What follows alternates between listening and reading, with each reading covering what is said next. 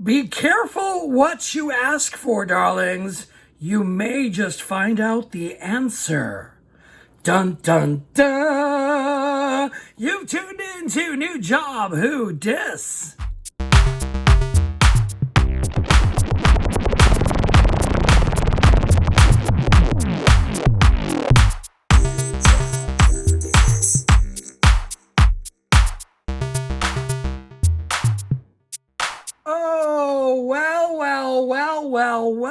Well, here we are once again, episode 28 of New Job Who Dis.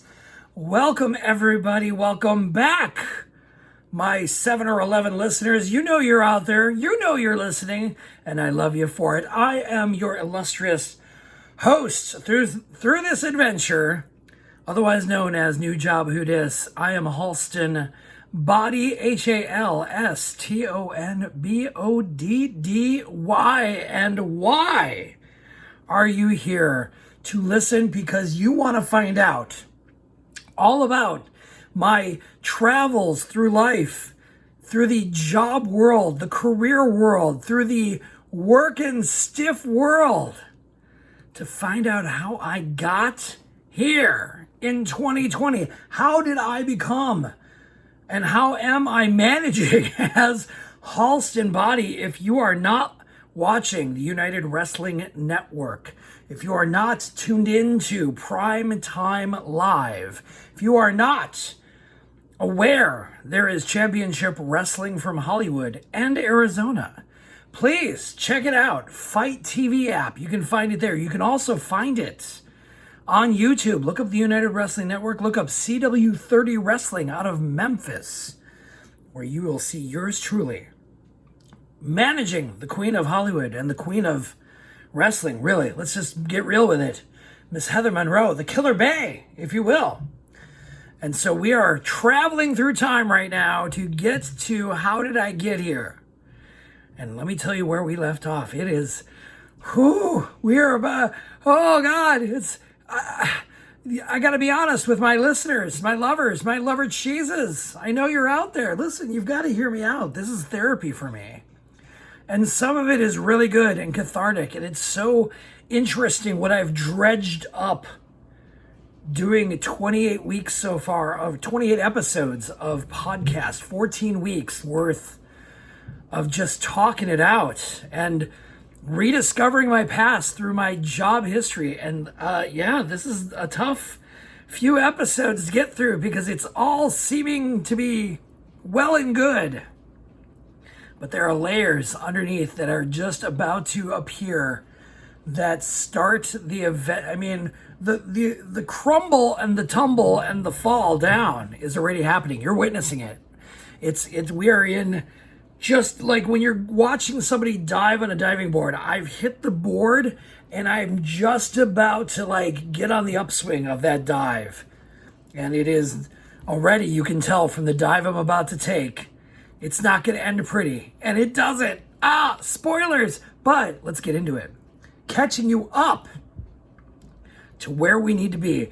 So I am quitting my job at Gamefly with middle fingers in the air, doing it. 2007, bam, I'm out.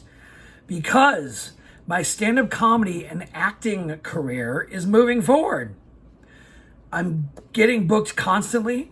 I am moving forward in the ranks of the LGBTQ comedy scene in Hollywood and Los Angeles at the time. I mean, I wasn't a main player. I was not a closer yet. I was just that middle guy who could just fill the room and be fine. It was great. I was something different. I was deemed as a bear comic, a gay bear comic, which I bit my tongue and teeth every time somebody called me it, but I just didn't have any other identity to work with. So I just rolled with it. I went with it. But in fairness, I'd been rolling with that for years, a few years, at least 5 years, 6 years before that. I was fully entrenched in what would be the gay bear community of sorts.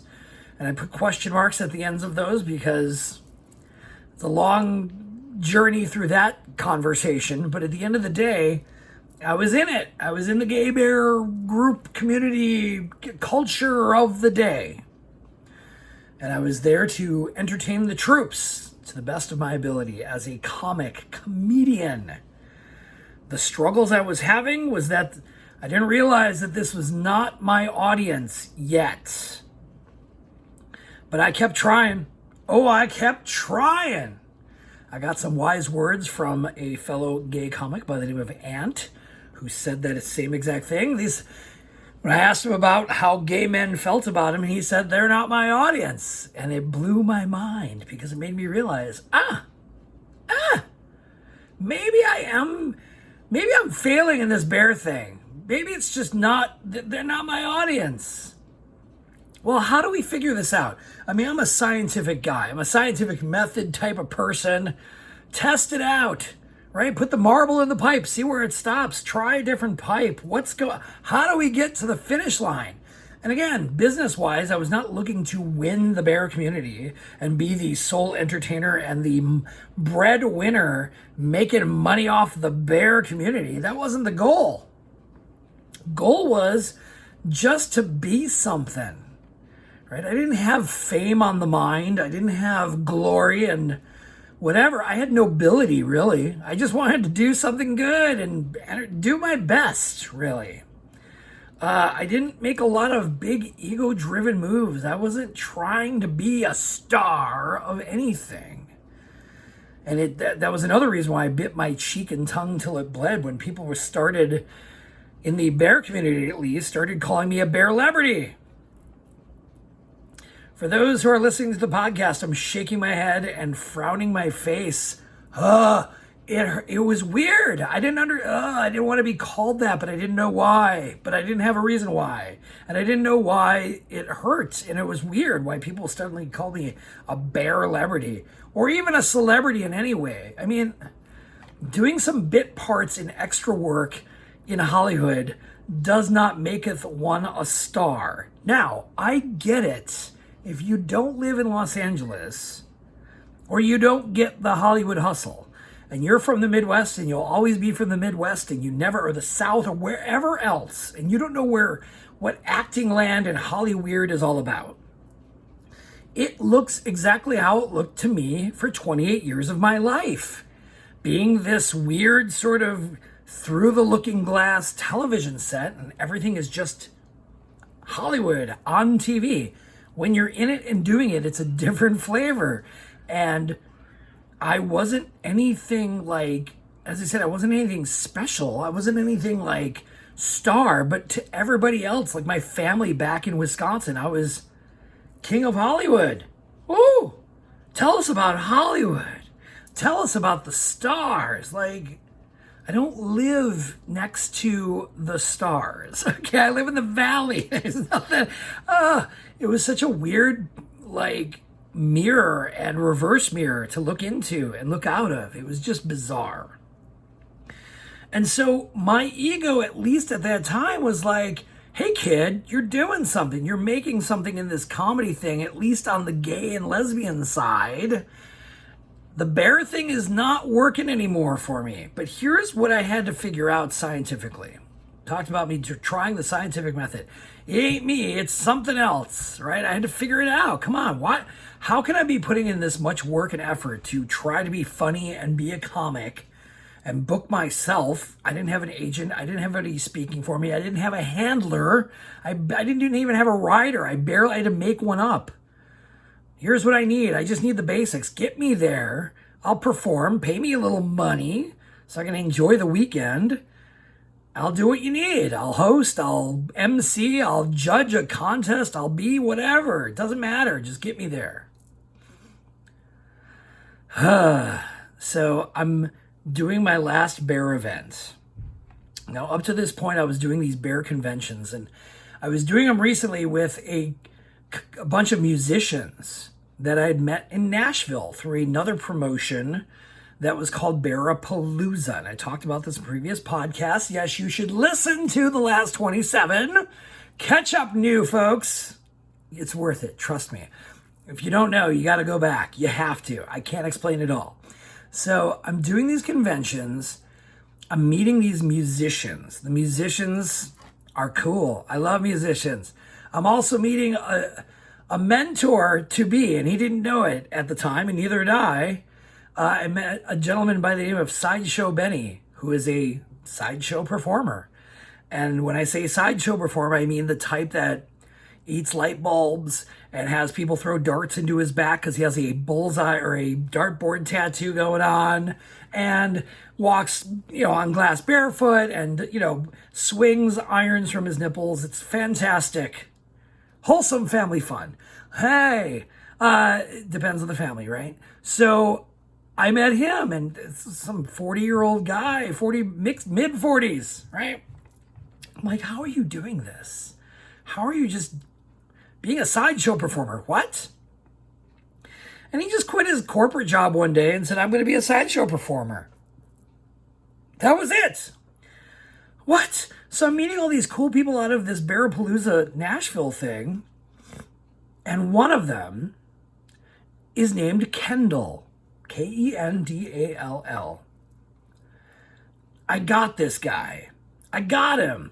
Everybody else was great. They were all great musicians in their own right. There are a lot of acoustic guitar, strumming away, countrified bare acts in the music world. There was a lot of just dudes with sensitive hearts and an acoustic guitar. There were some great electric guitar musicians as well, but they didn't have a band with them, so it was kind of different. You also had them guys who can go back and forth. You could play, pick up a mean acoustic and strum a song. But a lot of it was very just like, and I exactly what I'm talking about when I say this stereotype, but it was very lesbian folk rock Lilith Fair. It was a lot of strumming and humming and a lot of great stuff. I mean, again, if that's your flavor, great. And there was some select stuff that I liked out of all those musicians. However, I liked entertainment and flair and rock and roll, a little bit of performance. That's what my flavor was. No knocks to all the talents that didn't do that, but there was a lot of them, and they had a lot of great stuff.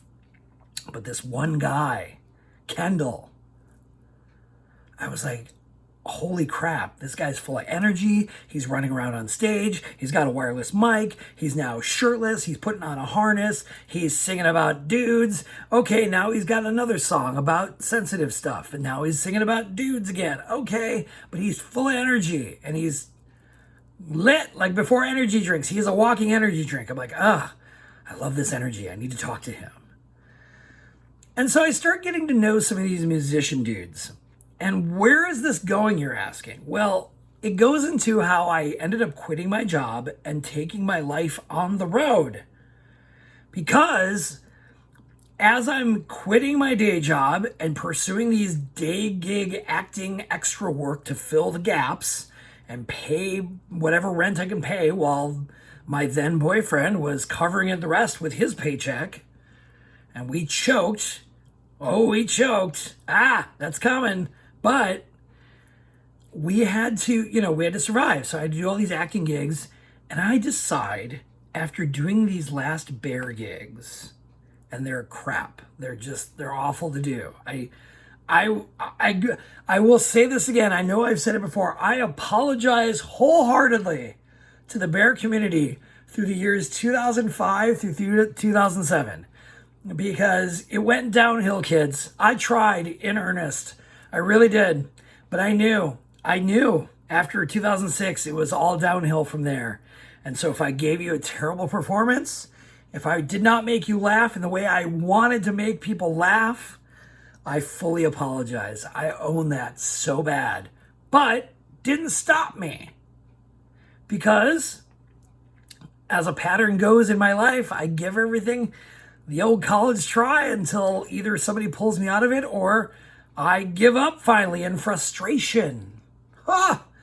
Relationships, jobs, it's all a pattern forming. Just keep doing it, kid, until it's dead. It's not a heartbeat, it's overkill now. It's how I lived, and I didn't know it yet. That story's coming. It's all part of this layering in of these episodes. So the bear conventions are failing, but I'm like, okay, this Kendall guy, let me study him because I like I dig the cut of his jib, man. I dig him. He's an energetic performer. He's got novelty songs. He writes all of his own material, no covers. And he sings crazy weird raps in the middle of really fun, funky songs. And he's also got this sensitive side that I'm not seeing fully yet. It's there. That was his first shots in his, early works. But I'm watching him as somebody who I consider same. I wasn't performing music. I wasn't trying to be a musician. He was. But I was trying to be a comic. I was trying to entertain the troops. I was trying to make something of it in my own community. Okay? But I see him in the same way because what I immediately noticed, and this went with all the bear performers too, all the acoustic performances. The hotter you were, or the more sexually driven you were, or performed as, the more response you got. Ties into everything that I've been dealing with for the last 6-7 years was just this level of like, why is this audience just going for these dumb top and bottom jokes and these, like, it was just like, huh? This is such lazy comedy. It's just D jokes and, sex jokes, just nothing but sex jokes. And I was like, I don't get this. That's lazy. Come on. And if I tell these types of jokes to this community, only they're going to get it. I can't take this universally. I need to be a universal comic. Well, Kendall was going back and forth. So I studied Mr. Kendall. Kendall, if you're listening, I watched you, my brother. I'm a fan. I'm a huge fan of your work. And I'm sad because I feel you got caught up in the same thing I did, but on a different level. When Kendall performed sexy time sex songs about sex or innuendo or any sort of hee ha ha sex bears woof, yeah, let's, right? Big response, over the top, shirtless, wearing a little bear costume, being this little scamp on stage with his bear ears and his body. I mean, the great body. Yeah, right? Of course, people are going to respond. I was a potato. That's another story. But again, the minute this guy had this story to tell or had a sensitive lyric about, a song about his heartache and his breakups or his loneliness or his depression, he lost half the audience. Because it's like, imagine being a straight guy and watching a stripper or a really sexified singer who is sexified. Tracy Lords. Remember when she used to do singing? Remember when she used to be a singer? Ugh. Right? But she was also a porn star. Imagine being a huge fan of a porn star or somebody who's like, yeah, sexy. And you are into them visually. And they want to sit you down and tell you a story about their breakup. You're like, I don't care. Because you're not thinking with your brain or your heart. You're thinking with something else. And it was this like bisexual entertainment thing. It was so weird to watch. And I don't blame it. Listen, again, if you have somebody who's teasing you and rubbing their butt in your face and you're like, yeah, sex it up, ha, bang, right? And all of a sudden they break it down and let's tinkle the piano keys and sing about being stabbed or, like these heartfelt songs about his mom. And like, you're like, bring back the stripper guy. Well, I did the same thing, except I never tarted up my comedy. I did a couple sex jokes at the end. I knew I had to do something. So I made up these, I clawed through my history and came up with some storyfied sex jokes to please that audience. But the 45 minutes beforehand was nothing sexual. There was nothing on the nose about it. It was not, And so I fell victim to the same thing. And again, not an indictment. I'll say this over and over again because I know people are sensitive and I get it, but I lived it, people. This is not an indictment of the bear community, but I did not fall into their audience. I was dressed like a bear. I was trying to be a bear. I was there. Kendall was all bear, all in, had the body, had the look, was given that look, and people were into it. But the minute Kendall wrote these sensitive albums about the pain he was going through, it was a tougher sell. It was just a tougher sell. And so that's why I stopped doing these bear conventions, because I was interfering. These bear conventions were designed for dudes across the country and internationally even to gather for a 4-day weekend and get their yayas out. It is bangarang central, kids. Not gonna pull any punches. I've been there. I've lived it. It's there, right? I'm not ashamed of my past in that way. It's like, listen, I'm gonna take the Madonna approach. Yeah, we did it, okay? But when you're trying to entertain that group, I was not a fit. And I tried. So here's what I did. I decide, for whatever reason, to see if I'm wrong. Because my brain went, these guys are coming and spending all this money and time and effort, and they've got 4 days at most. Some of them have 3 days to cram into a weekend in Orlando, Dallas, Chicago, LA, San Francisco. I'm here to weekend it up. I mean, yeah, it's total, whatever level. And not everybody, it's, again, not a generalization, not everybody. Some people treat it as a high school reunion to see their friends, hang out, catch up, do other things. But the design is there. Trust in Halston Boddy. Trust.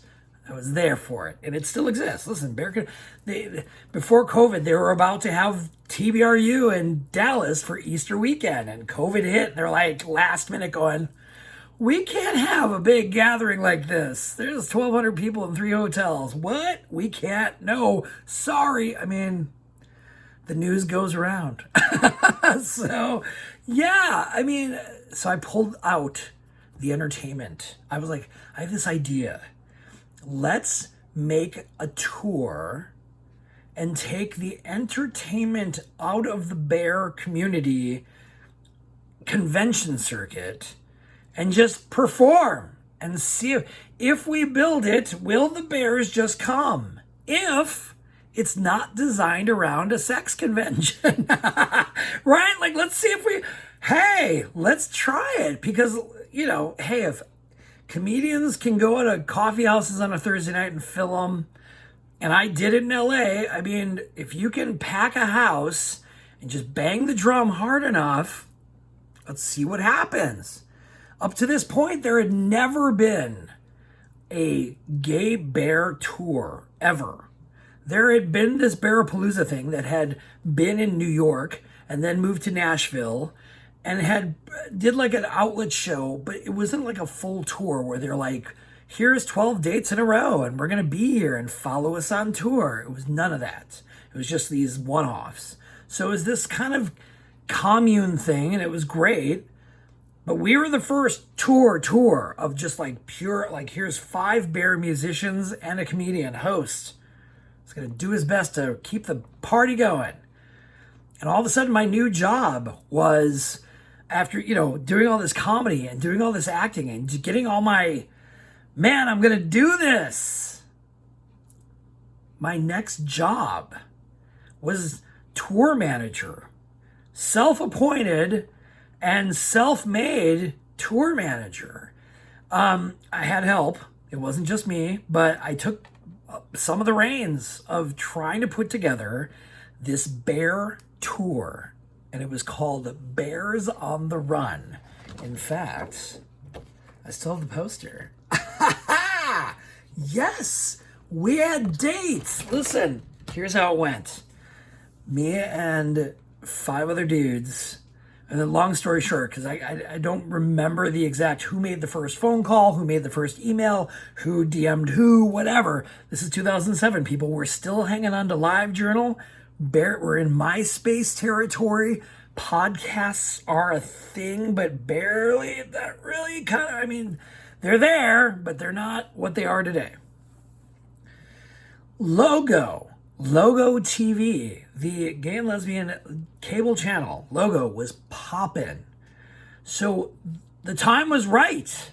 Let's take a bear. If we have all these bear entertainers, all these bear musicians, I'm a bear comic. We have bears everywhere. Let's bring them all together and have a tour and see if it works. Maybe we can even get Logo to sponsor it. Maybe. So all hands on deck. These 5 guys, we rocked it out. We tried to put our names out there. We banged the drum. I spent time emailing and calling bars and performance spaces in cities. We mapped out this whole journey. I was unemployed at the time, so I had all the time in the world, which is probably why I was taking a lead on of it, because other people had day jobs. One of the other musicians, Shannon, he was also one of the leads on trying to get things drummed up with his connections. We got a lot of help. We got a lot of favors pulled. We had a lot of people, hey, we can get this. I know the owner of this bar and we can work it out. And we had to jam it in within like about 2 weeks because some people had vacation time, other people didn't. We had to figure it out. So it was a lot of wrangling cats. It was a lot of calling back, emailing back, being on top of things, checking in with the other people, making sure these dates work for people, making sure it's all going to work out in some way, shape, or form, fielding people who wanted to be on the tour. Listen, I wasn't going to be the judge of musicianship. I'm not a musician. I wanted to make sure the vibe was right, though, because, again, you got to mix it up. You got to have a little bit of country, a little bit of rock and roll. That was the Neil Bogart of me, the Casablanca Records coming out of me. I was like trying to make this tour something different. Bearpalooza was great. The first one I went to, it was like a 2-hour show. The first hour was all acoustic work. It's tough to sit through because it all starts to sound the same. I wanted to mix it up, so I got a guy who rocked. There was a blues dude who was all bluesy. There was couple of acoustic guys. One was really, really folky, old school folky. The other guy was much more modern, much more Bon Iver, much more modern folk. Right? We had these guys, and then we had Kendall, who is this performance artist. Whew. It was a salad, right? It was a nice salad. And then you had me taking my hosting skills to the next level. I was like, listen, hosting it up. We're going to host.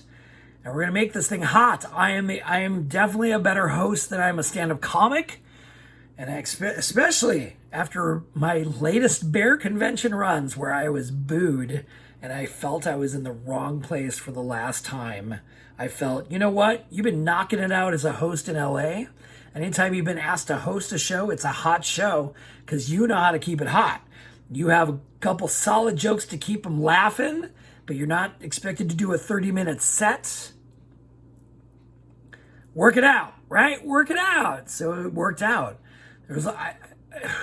13 years ago, I wish I had all of the details of, so then I called this club and this is what happened. This is right? The standard issue back and forth happened. There was calling clubs, they said they could do it, then they said they couldn't. Then there was people that were like, totally, we want this, we can't wait, it's exciting. We just lined it up. We lined it up. And it started, I'll look at my cheat sheet here. Started in October of 2007. And it was started in Dallas. We went through Dallas, Austin, Houston, Atlanta, Nashville, Cincinnati, Columbus, Cleveland, Chicago, St. Louis, Tulsa. Tulsa! What? Somebody knew somebody. Kendall knew somebody down there. Okay, right? We went for it. And it was 2 weeks. So it ended in, we ramma jamma. Because we also part of this, and I'll get to this, is this was October 19th through November 3rd, 2 weeks solid. I planned it out so that we could also accommodate safe driving. I also had to make sure we knew of close hotels, and I filled up my credit card on Priceline. I was the tour manager. I was fronting some of this. Other people fronted a lot of money too. I mean, listen, this was on paper and in practice a get in the van tour. Get in the van. We're going to get in the van and just see if this works. We're going to shout it out to anybody who's listening, who is in the LGBT audience, the bear audience, podcast bears. There's a couple bear podcasts going at the same time. Hey, bears, it's this tour. Let's get it out there. We were trying to make something happen. That was the goal. There was no levels of this is going to make us famous, this is going to make us rich, look out world. But realistically, the underlying layer of frosting to this whole tour was, does Gay Bear work outside of a sexualized environment? Does it work on its own, standalone without a convention of bangarang proportions? Does it stand alone outside of gatherings, pool parties, hypersexual activity? I mean, does it? I don't know. We're going to try it. Because this, the things that were happening within the convention were dying. It was less and less entertainment and less breaks from the nonstop frenzy of the weekend. And those options still exist. They still existed. But at the end of the day, it's a changed world nowadays. And it's fine. It's great. It's evolution, kids. So we take this tour on the road. We're banging the drum hard. MySpace, LiveJournal, share, please, everybody. We created a commercial somehow. People, I mean, everybody, realistically, everybody, I say I'm the tour manager or was half of it, whatever. I'm not even trying to take credit. I just was unemployed at the time. I was doing acting gigs. I had a free schedule, so I had way more time to do stuff. However, all credit to everybody else on the tour. They all pitched in their own way. They all worked it out in their own way. In fact, one of them, the older musician who he traded in a vehicle. He was due to trade in a vehicle. He traded in for like a luxury minivan so he could rock it on the tour. And he didn't even mind driving. He was one of those guys who was at an age where he was like, I'll drive 80 hours. And then when he's tired, he'll have the other guy, Elijah, the rocker, he'll have him drive, right? Every once in a while, one of us else would drive. I don't think Kendall drove. Maybe I don't think Shannon drove. He was very sleepy. You know what I mean? Like, we worked it out. Everyone put in a lot of effort to make this happen. So it was definitely a big effort amongst all of us to make this bear tour happen. Be careful what you wish for, right? You're trying to make this thing a rockin' and rollin' community thing. How many dates do we do? Let me pull. I have to pull my cheat sheet. You can all see it. 1, 2, 3, 4, 5, 6, 7, 8, 9, 10, 11 dates in 14 days. Ha ha! Wham bam! Thank you. Holy smokes, we're out to kill. We're gonna make it. Wow. Pitching it to everybody, man. Just sponsor us. Give us something. Money. We didn't really get any. There was no GoFundMes, by the way. There were no Kickstarters. Wow. 13 years ago. Nothing to just quickly raise $10,000 in funds so we can have hotels and, right? We were crashing couches. This was a get in the van tour.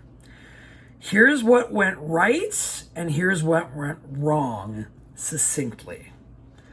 What went wrong? Well, the first thing that went wrong was one of the guys, the blues guy, the bluesy singer, he was, wonderfully talented human being.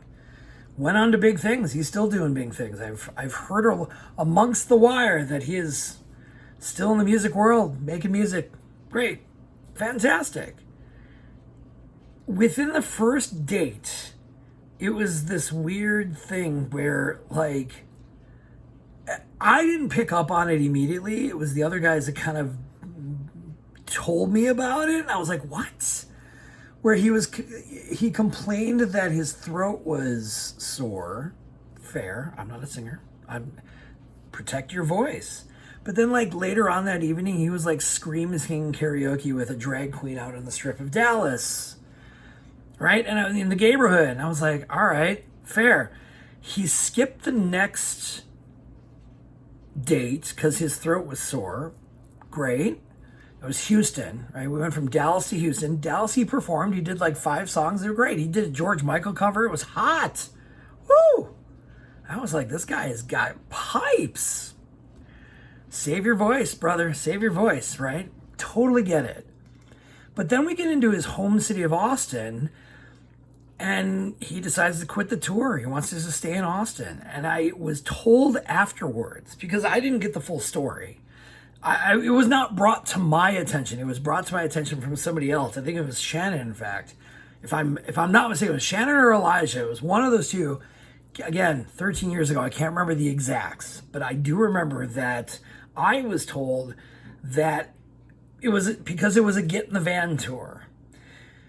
It wasn't financially like, we are going to make rock. We're all going to make this. It was loosely planned out that all of us should make about $1,000 at the end of the day. If the attendance was there, if the drum was banged hard enough,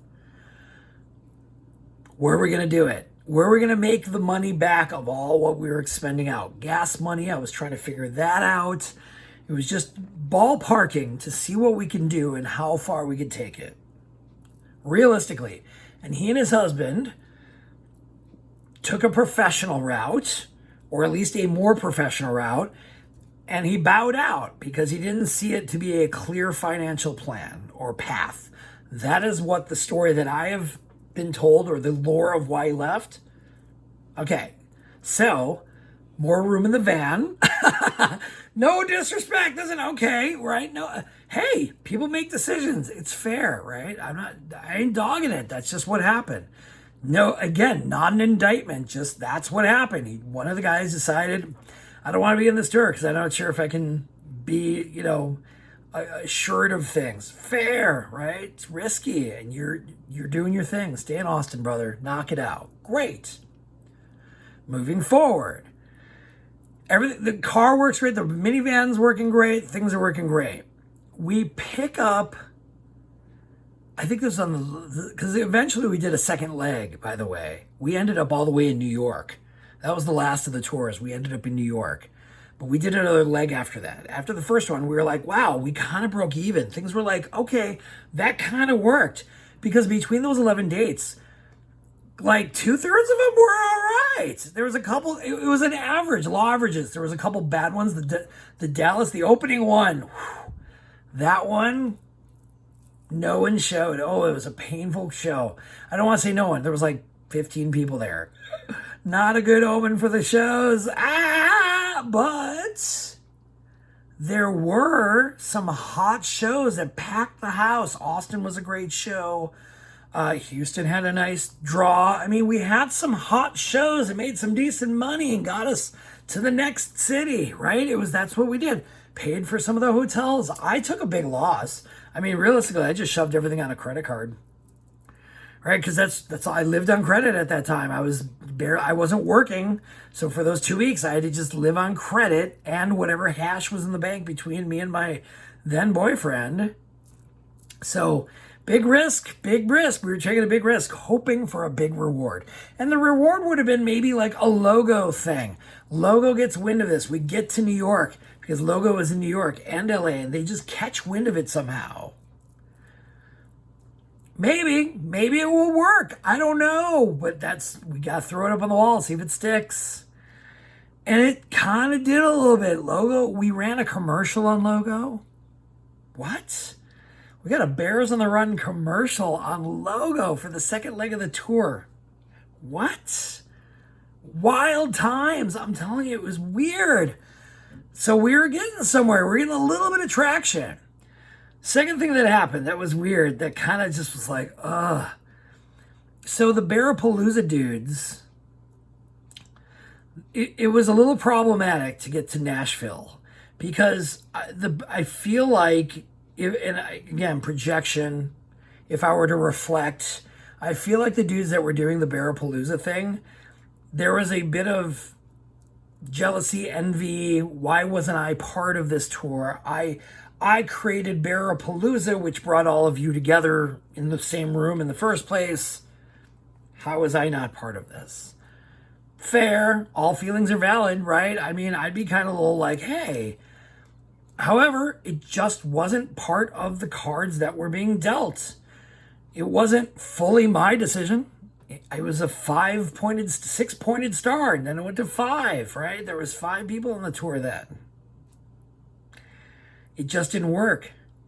And it reared its ugly head when we went through Nashville, because when that dude, of course, he had to be at the show. And of course, I mean, just out of courtesy, we're like, okay, we'll let you perform. We'll let you perform in your home city because we know you. And it would be kind of rude to just be like, no, you get to watch us.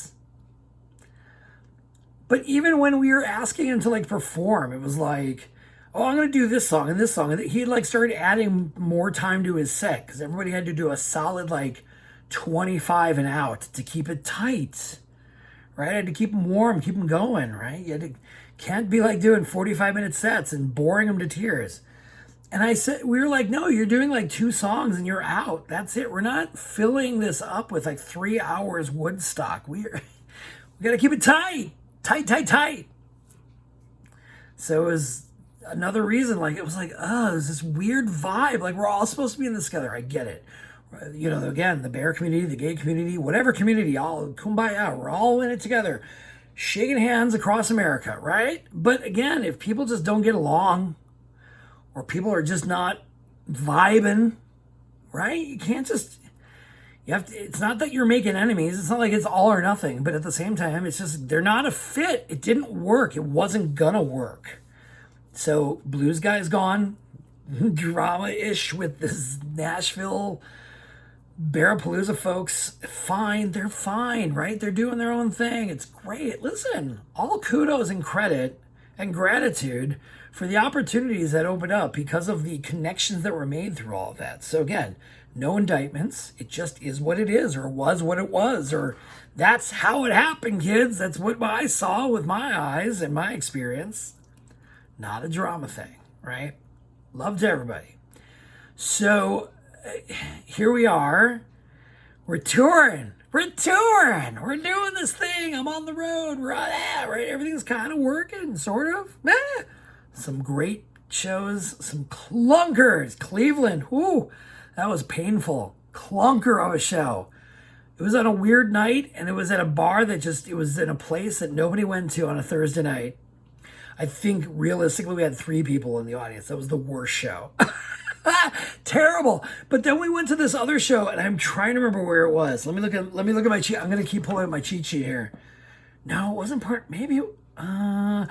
Cincinnati. Oh, in Cincinnati, we went to this like coffee house called Zen and Now, and it was this tiny little love shack.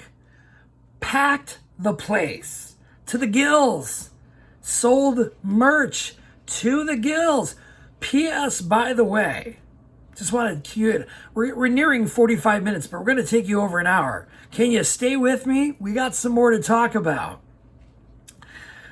Before this time in L.A., gonna just comma this in, I got to a point where I had enough material and I had enough going for me, comedy-wise, set-wise, jokes that worked-wise, that I created a set and I recorded a full-length DVD and CD recording. Filled the house with my friends, rented a theater in Studio City.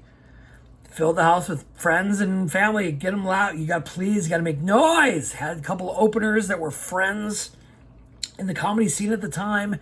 Of course, Faith, now Kai Choice. Love you, darling. It was such a great moment. That was the peak, right? This is, again, I've talked about this before in the previous podcast. These 3 trains running, these 2 trains running. Bear comedy, I'm giving its last gasps. Does this work? Does bear entertainment, does gay bear comedy or music work on its own without a dance or strippers or sex or conventions or bangarang weekends? Does it work? Then I've got this acting gig now, and I'm trying to act and be on TV or movies or get some traction as a character actor. I wasn't being Shakespeare actor. I wasn't trying to be Brad Pitt. I was going to be the goofy fat kid that fell down the stairs. I still had hair then. Listen, we were doing things, people. So, yeah, it was this big adventure. And now the other pipeline is that I'm my LGBTQ, aka my brand of comedy, which is really, and I look back at some of the bios I wrote. I looked back at things and I said, a lot of times, even in the book, I was like, I'm not a gay comic. I'm a comic who happens to be gay. And because of that, that's why I never fit in. Because I didn't fit in. I didn't feel like I fit into that typical, atypical salad of gay comedy, the on-the-nose gay comedy. As you would look at it today, my gaybies, the Ross Matthews, Carson Kressley, RuPaul's Drag Race level of on-the-nose gay comedy. I love it and appreciate it for what it is. I get it. I speak that language. My G's in the LGBTQ, I get it. But I didn't get it, okay? And I just didn't fit in. So here's these trains running all together. I'm trying to figure out if Bear is just out there. Now, here's the best part. Here's a dressing to this salad. Oh, sorry. Got distracted with my own, trains. They just crossed at the tracks. My brain. Okay, so I got to the point where I recorded and got this CD and DVD made and had merch. Holy smokes. What? I was peaking. Just did a Germany gig. I'm recording my first recording, I'm making a Cosby album. What? Eddie Murphy, Delirious. I've made it. You can look it up. It's called Full Release on Spotify. Give me some spins. But that being said, so I was at this peak. I was doing it. Here's where the other problem was. So not only am I doing this gay comedy tour, and I'm, let's get in the van. Let's just hit the road. The adventures were amazing, right? I just want to let you know that there is no complaints about this Bear tour whatsoever. This was the best time, the best winter road trip I've ever had. And it was bonding, and it was fun, and it was great. However, it proved a couple things. So during this time, Bear as a lifestyle was peaking. What? What do you mean gay bear as a lifestyle? So gay bear popularity was peaking at a point. And we're talking the old school bear popularity. Caucasian bears, listen, it was a thing. However, and it wasn't as diverse, and it wasn't as, it was, problematic. There was a magazine that came out called A Bear's Life. And it was trying to lifestyle out gay bears, as if what we do has a specific thing to it. And that was a breaking point for me with the bears as an identity of self and understand. I was like, what? I don't get this. I'm here trying to be a bear comic, or as I was putting it to myself and trying to portray a comic who happened to be a bear. Because I didn't have bear material. I didn't have gay, sex material. I just had material things I thought funny. And so this Bears Life magazine was trying to lifestyle it out. Like, hey, here's auto tips and here's decorating tips. And it was like this whole like good housekeeping for bears.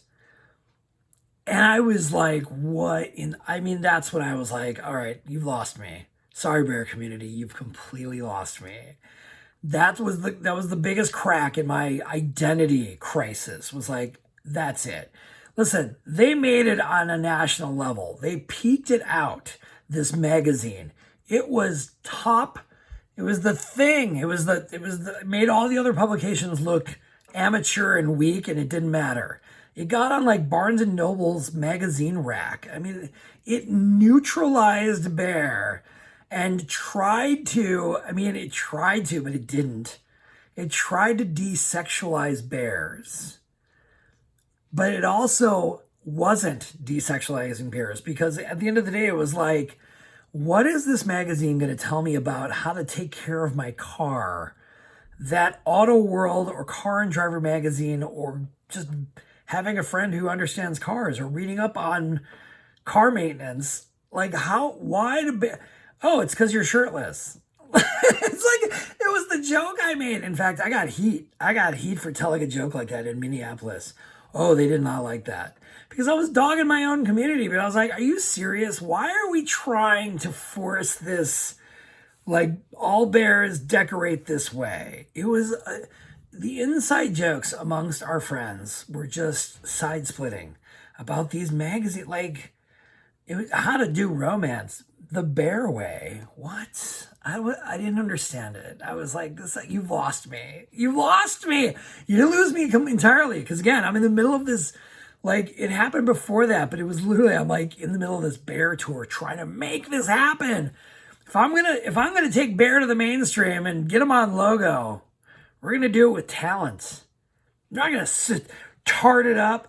Okay, Kendall will tart it up, but yeah, that wasn't the point. We're gonna see if we can just mainstream it. Let's see if we can get into some pride events and be bookable events, because not all places in the LGBT community want hypersexual activity. They want people who play great guitar and bands and, everyday talent, right? Doesn't always have to be in Speedos. It's fine, right? So here I am. This is so weird. So I'm on this tour trying to make bear a thing. It doesn't work, because not only am I non-sexual, but the crowds there were not, they knew it wasn't going to be sexual. So it was just this weird, like, average Tuesday night, I guess, if we can make it out. I hope the weather's okay. I hope it's not too cold.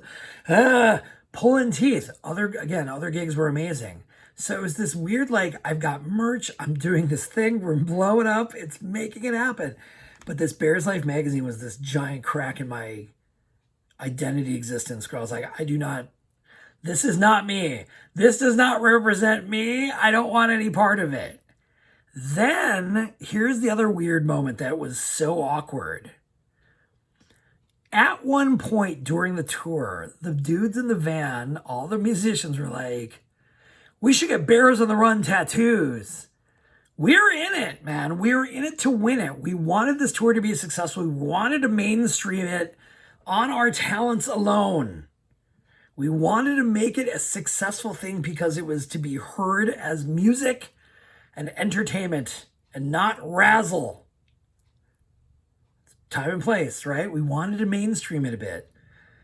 And I'm telling you, these guys were like, we should get Bears on the Run tattoos, all of us. We should get like a wrist tattoo that says like BOTR or something. And I was like, first of all, I don't have any tattoos. Get to know me. I'm saving it up for a good one. I have so many things I want to put on my body, but time, money, and just making sure I'm putting it in the right place. Plus, I got to work on my body. But enough about that. They wanted these tattoos to insignate, like they wanted bear to be tattooed on their bodies.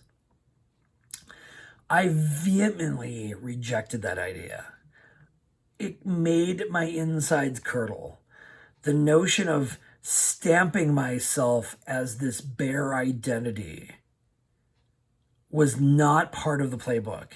And it made me get the hives. I was like, no, I'm not stamping myself as a bear. No. And there was this weird tension about it. Because they're like, oh, come on. And I was like, no, I'm not doing it. Awkward. It was weird. We didn't do it. Nobody did it. But it was like, when faced, it's almost like, would you get married? Would you get married to this bear? No, I'm running from the altar. That's how it felt. I was like, runaway bride. No, I can't be a bear. You can't make me. It was this weird thing. We got through this tour. Now, the best part is New York was a great show. The end of this show, because it looped into the next year. It was great. Long tour, fun tour. Super, I mean, whew, this tour was amazing. And I was riding high because I had all this energy. I had all this bear, like, okay, well, it sort of worked. Little engine that could. It didn't fully work. It was there. There was some energy there, but it didn't, nobody caught on. Logo didn't catch on. No mainstream anything came and said, oh, this is amazing. We love what you've done. We want more. I don't believe we filmed any of it. There were no instant records. I believe I'm pretty sure Kendall had a tape recorder. Somebody must have filmed some of it. But boy, those were the days. And it was mildly successful. It got the musicians more gigs. Kendall got more gigs. Elijah got more gigs. All these guys got more gigs and got out there. Things changed for them, for better, for worse. It was a fun tour. It was great to just take this chance. And it just didn't, for me, I mean, I sold some CDs, sold some DVDs. I just was not fitting into this coat of bear and gay identity as a comic. It was just this weird place. And I didn't know how to identify it. I was just like, ugh, and I don't feel right. So I decide, once I got back and once I got done with this tour, I had to find work, right? So the tour ends, right? Tour ends. Just want to let you know, I'll wrap that up. Tour ends. Everybody goes their separate ways. We all need a break. I mean, listen, we just jammed like 3.5 weeks of touring all through the eastern part of the United States. There was a conversation or two about a third tour to try to do the West Coast. I remember trying to plot it out. I was shocked how long it took from driving from Seattle to Portland and Portland to like San Francisco. I was like, wow, I didn't realize it was that long. Holy smokes. Hey, when you're doing tour manager stuff and you're plotting these things out, hey, right? You're trying to figure it out. Expensive flights, never happened. It just never took off. We were like, no, we're not going to take a risk. We all kind of bottomed out and evened out and sort of, I took a loss for sure. I know that. Can't speak for anybody else, but I took a loss. But adventure of a lifetime. Experience I'll never forget. Risks that we took that can't replace, it's in the history books. We did it. We did this, 15, 16, 17 date tour over 3.5 weeks across the eastern part of the United States and the Midwest, South, all of it, Texas. We got around. We did it. Since those days, I have kept in touch with two of the gentlemen. I ran into one of them. I have not spoken to one of them. I have not spoken to one of them since. I haven't spoken to two of them since.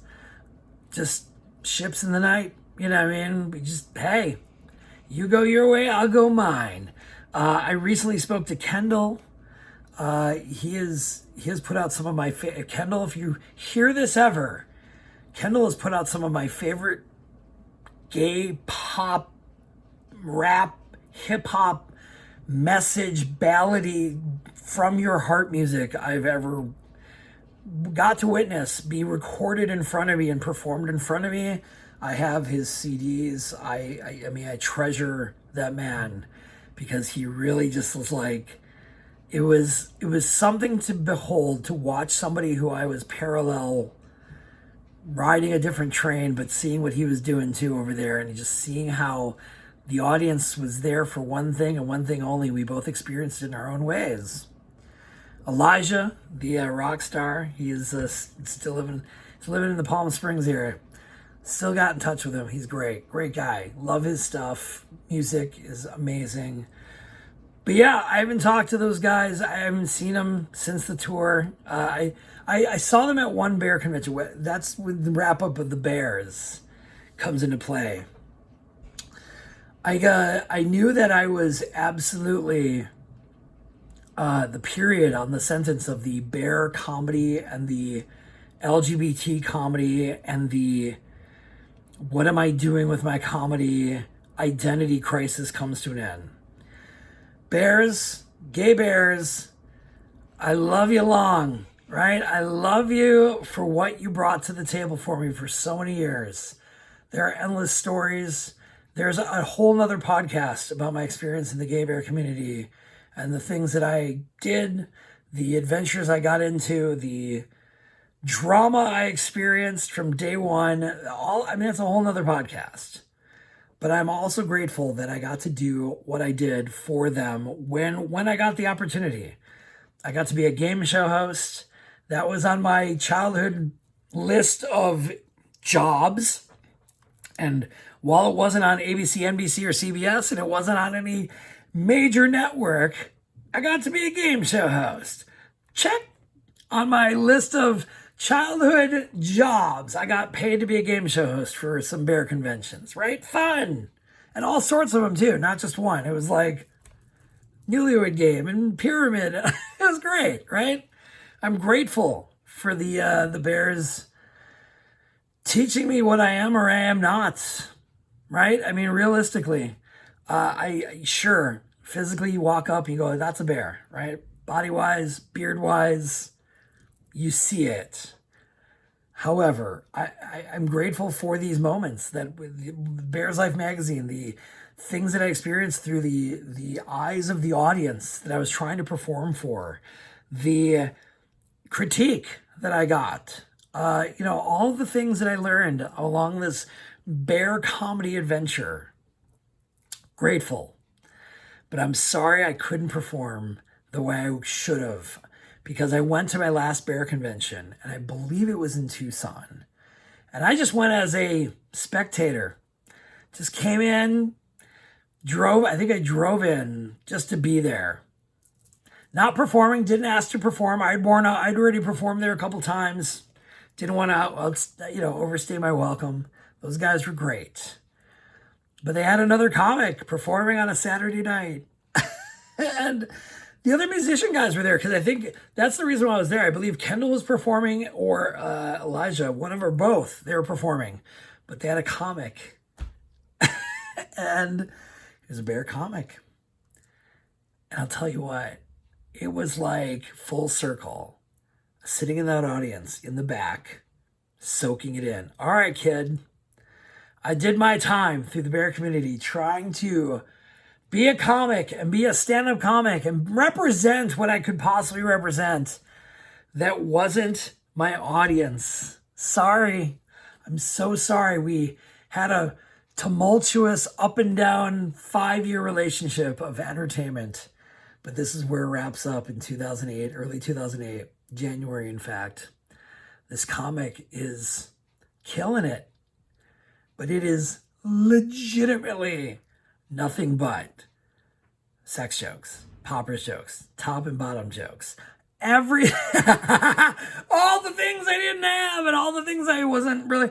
And as I finally come full circle with myself on this, I straight up tried to deliver to the hypersexual and razzle dazzle, ooh la la, bangarang community of bears who were the built-in audience for that type of comedy.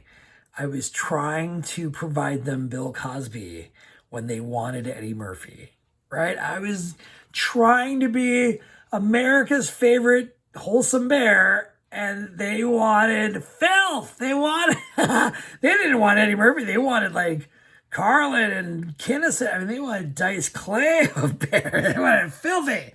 2 Live Crew, baby. That's real. I mean, and I wasn't the audience. They weren't my audience, and I wasn't their comic. So I love you, bears. Thank you for having me. It's been a pleasure. So, tour ends. Life cycle of a bear comic is dead. Come back to LA. Gotta have some work. Gotta work. Gotta find a job. Gotta do something. What do I do? Oh no. Hustle game. Hustle game. Hustle game. Hustle game. Oh, man. That's what we're going to talk about in the next episode, because it takes a giant leap quickly and faster than I could ever imagine in my entire life, how quickly my ups and downs went from realizing that my life cycle as a bear comic was dead. My acting was on hold because I had just been touring for 3 to 4 weeks. So I wasn't in a groove of acting. I had to start that engine up. And I already teased this on the last podcast. While yours truly was out there hustling hard and making it work, Craigslist was my friend. And we're going to talk about the 2 things that happen that take me from feeling like a zero to feeling like a hero in 6 quick months. And that is what we're going to focus on, because it wasn't a job. It was a launch of sorts, of a path that I never knew was going to. Where was this road going to? Oh God, I don't have a flashlight, but there's a road and I see it. And we're taking it, and it blows up. I will tease you with that I get chosen to be on a reality show. Tune in on Monday. That's right, I'm going to tease you. You know I got to bring you back. You know I gotta. I can't just give it all away. There was so much wrap-up of the comedy bear pain and identity crisis that was hurting me inside and out, and it was falling apart, and it was finally time to bury it. And this 2008 is when it takes off like a rocket and dies on impact because of what happens with this reality show. Tune in. Oh, Monday is going to be a spicy one. Get your coffee, get your pumpkin spice. Oh, the fall is here, darlings, and I'm so glad you have stuck it out. 1 hour and 8 minutes. Come on, darlings. No edits. That's how good we're getting. What? Oh, tune in again on Monday. Thank you for subscribing. Thank you for my 10 listeners, my 11 listeners, my 7 listeners. You know who you are, and I thank you for coming back. We will be back on Monday, as I said. Thank you for listening on Spotify, on iTunes, on Apple Podcasts, the Podbean Network, here on YouTube at my channel, Halston Boddy, Halston Boddy. Thank you for tuning in, as I say every week, and I'll say it again because you know I love you. Tell a friend, tell a neighbor, tell your mom, tell your dad, tell your brother, tell your sister, tell everyone. Oh, this has been New Job. Who dis?